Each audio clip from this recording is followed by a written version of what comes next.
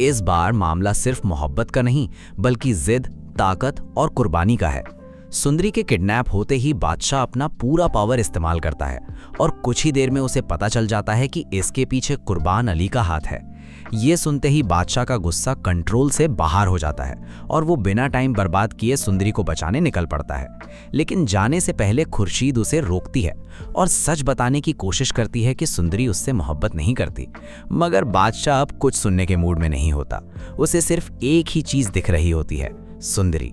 उधर कुर्बान अली को पहले ही खबर मिल जाती है कि बादशाह उसके ठिकाने तक पहुंचने वाला है, इसलिए वो चालाकी से सुंदरी को दूसरी जगह शिफ्ट कर देता है।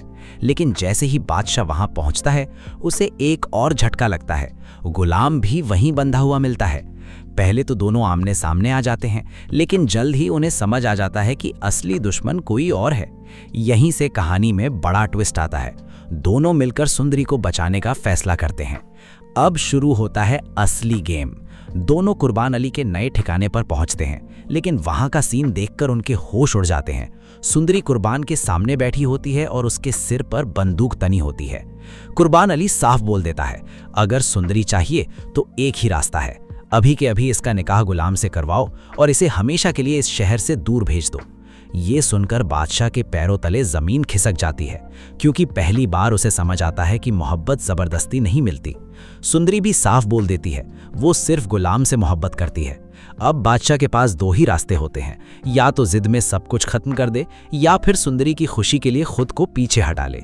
और यहीं पर आता है सबसे बड़ा मोमेंट। बादशाह अपनी मोहब्बत कुर्बान कर देता है और अपने ही हाथों से सुंदरी का निकाह गुलाम से करवा देता है।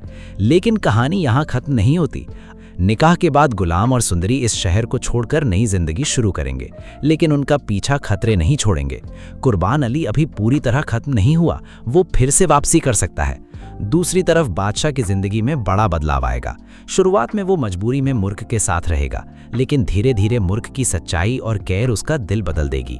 और हो सकता है एंड में हमें दो पैरेलल हैप्पी एंडिंग देखने को मिले। एक तरफ गुलाम और सुंदरी का छोटा सा परिवार और दूसरी तरफ बादशाह, जो पहली बार एक बेहतर इंसान बन चुका होगा। लेकिन एक और ट्विस्ट भी आ सकता है। अगर कुर्बान अली वापस आया तो ये खुशी ज्यादा देर टिकने वाली नहीं होगी। तो दोस्तों, आपको क्या लगता है, क्या बादशाह सच में बदल जाएगा या फिर आखिरी वक्त पर फिर कोई बड़ा खेल खेलेगा? कमेंट करके जरूर बताना। वीडियो पसंद आई हो तो लाइक करो और ऐसे ही ड्रामा अपडेट्स के लिए चैनल को सब्सक्राइब करना बिल्कुल मत भूलना।